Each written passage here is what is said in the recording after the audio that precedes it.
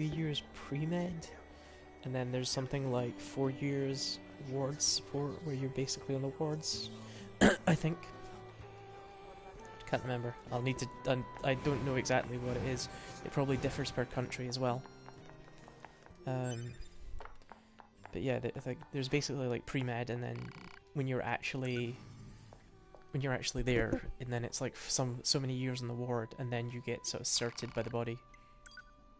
It's the same thing with engineers, where you do a 4-year engineering course, and for civil engineering you then get certed in Britain by the British board, and then you get certed by the World Board to work outside the UK and in Europe.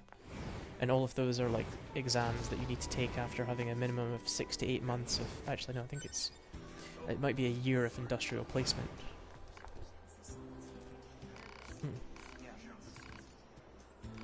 Oh, yeah, good, we saved Pascal. Oh, right. Yeah, this is, like, I think, something we need to change. A broken filter will cause significant problems with fuel distribution. Proposal: replace the faulty part immediately. Yeah, I know. Coordinates confirmed for a colony centered around the machine lifeform known as Pascal. Location marked on map. Yeah, You don't know when to shut up, do you? Ooh. Think of it in like 10 years' time, where electronic medical devices are the norm. You know, who you gonna hire to work on shit like that? You know, when are you gonna go and, you know, how do you hire someone for a job like that? And it becomes the catch-22 situation of like, don't have experience, can't work it. But it's something that I think to strive for as a whole is like better training and sort of everything. But I guess it's that thing where, like, when you're mind you, like I say, it's slowly coming with like medical devices and stuff like that, where it's safety critical, and there's like, you could kill someone with this. Whereas like you might not initially see like a graphics programming training course where you do your 4 years of uni, and then someone's gonna sit and... I think it would terrify me. It's the same thing with like the sort of concept of like the corporate black box that tells if someone will reoffend or not. That's really scary. That's like you may have a vast impact on someone's life, and because if you screw that up, you could kill someone, or you could send someone to jail for another 10 years because the risk of reoffending is higher, so they get a longer jail sentence. That's freaking terrifying. It's like let's say the thing in the US where disclosing... Oh wow, check that background now. Thing in the US where disclosing an exploit of a medical device is sometimes thought, like, literally the medical company blocks you with the DCMA Act and says if you report it to us, we might just like sue you because you broke our medical, you broke the DMCA Act. And then if you report it to someone else, as like Google does or Microsoft does, where it's like if you don't fix this in 30 days, Google will just go and make it public on the open exploits list. Because holy shit, that's literally like a huge exploit. It's dangerous to leave in your operating system. It's like, oh yeah, by the way, your insulin pump has a Wi-Fi exploit where someone can access an open port on it. Now, yeah. So what if someone can gain access to your mobile insulin pump and just pump you full of insulin, you immediately drop into... Wait, it's not diabetic coma. There's machines everywhere. What is Analysis. This is a colony of pacifistic machine lifeforms led by the unit known as Pascal. It is logical for a large number of machine lifeforms to be present. This pod has concerns regarding your High Unit A2's predictive skills. I'd be more concerned about me smashing your face if I were you. Jeez. But you've got that thing where it's like, the system that you wrote is just exploitable and you just killed someone. You may have, like, this device was implanted into 2,000 people and 30% of them were killed in like a, you know, an act. It's like kind of terrifying. Of course, you're not the only one that's responsible, but at the same time, it's kind of terrifying to think that there's nothing to stop you writing an exploit that kills people or destroys their life in some way, shape, or form. Where are we? Need to talk to Pascal. It's like that. Video games don't kill people. In the loosest sense of the term.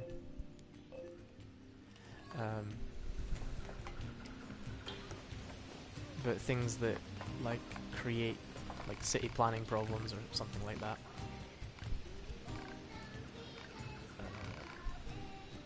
Pod 042 can't speak.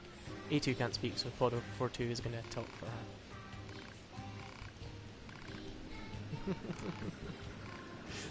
her. Pretty much.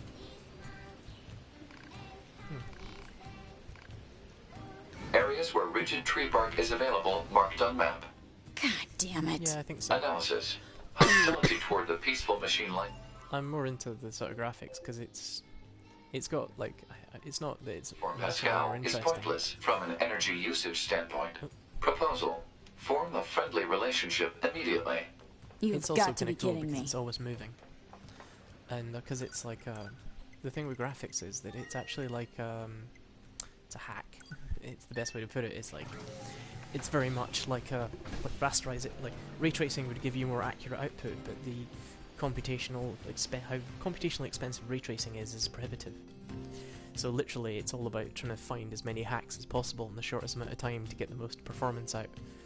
And it also has that weird, like, it has a macro level all the way down because you've got the top level pipeline which controls how it's all bound, but then you've got super, like, detailed macro, I can't remember which one it is. Super detailed control at the lowest level of how the shader unit executes. Granted, you've got the restriction that all the shader units have to access this, or execute the same code, or if they don't, they have to stall waiting for the branch to finish. But it's one of these things as well where you can create pretty cityscapes and stuff like that, and you can create all sorts of crazy like worlds and stuff, which is way more interesting probably than I would say visualizing data.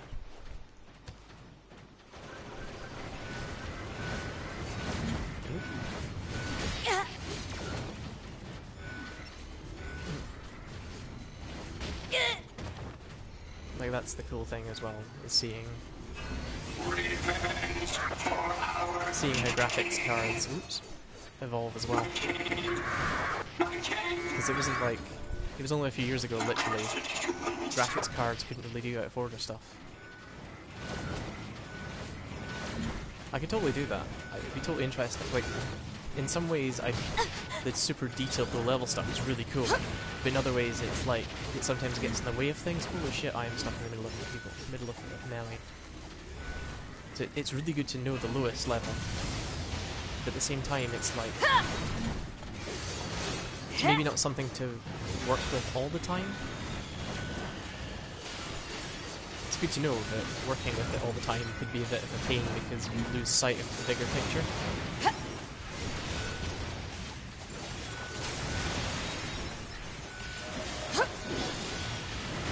As well as like graphics APIs until probably, well, Vulkan still has this problem apparently. If you look at the PC version of Nier Automata, there's like the weird errors where image transitions are not performed or something.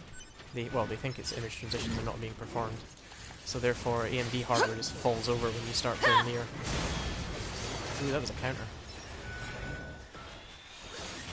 And I think it was like Gavin remarked that all the graphics APIs were to stop you going to the metal, and now we're going back that way because everyone needs more power or more more systems that can deal with it.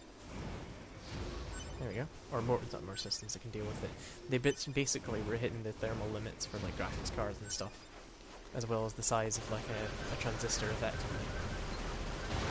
So it's one of those things where everyone wants to squeeze out as much power as possible at all times, because we're... Right. Why is this dude just walking around?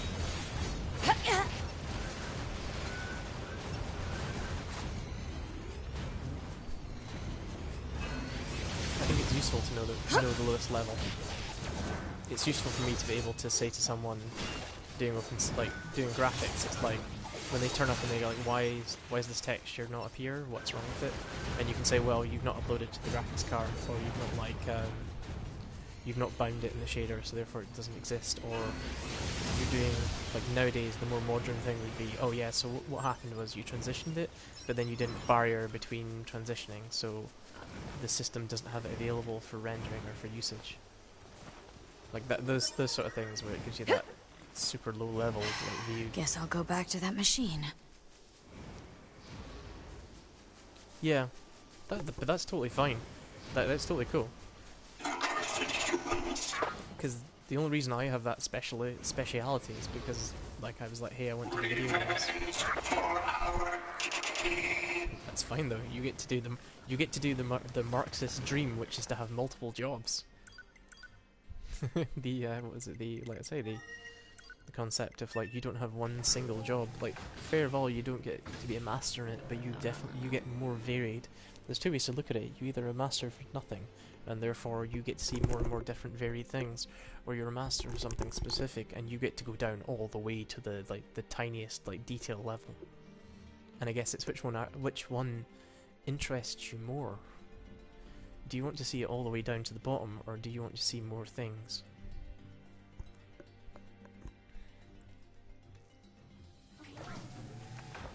And it's like that, there's no magical cutoff anymore, mind you. There isn't a magical cutoff of like after this age you can't change or you can't Here's think your what stuff. you do want to do or not want to do. I'll make a filter right. Ah, Pascal. Make my He can filter. fly. Alert. The machine. Aha, a fuel filter.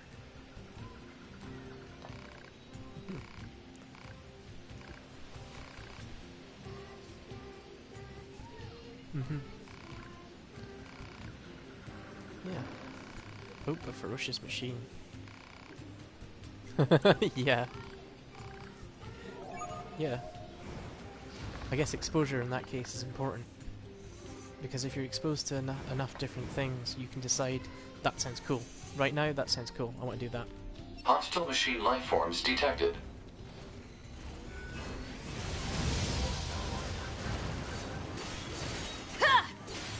So I guess that's like the thing with, it's the thing which is like one of those... What was it I was talking about? Like, I think... It's one of those things where it's one of these, like, how many things you get exposed to is like it's like one of these things as a kid. It's like, did you have any like massive hobbies, or you know, were your parents able to say, hey, do you want to try this, hey, do you want to try that? Ah, there you go. Mm-hmm. Yeah. I quite like this, like, I quite like the situation that my day job's my day job, and like in my own time I have space for other things.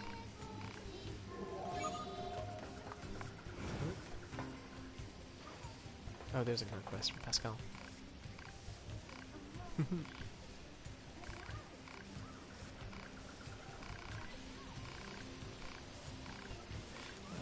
Yeah. Help Pascal.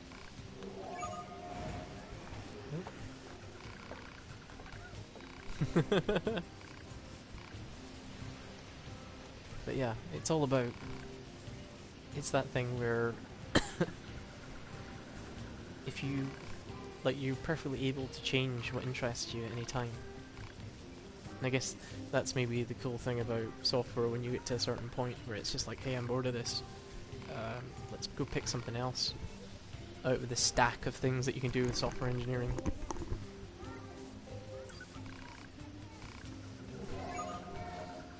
Jeez. It's like, where do you want to go? Because there's like stuff everywhere. Current destination. Oh, that's the...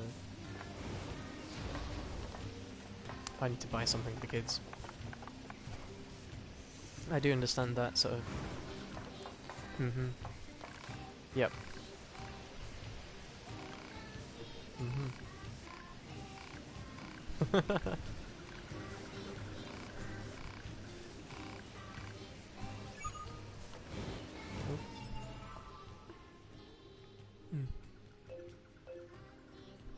Oh, the park square. It's like everything as well is slowly getting more and more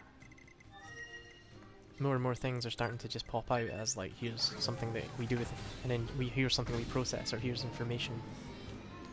We're getting to the point where big data is everything. Big data is everywhere. The data is everywhere.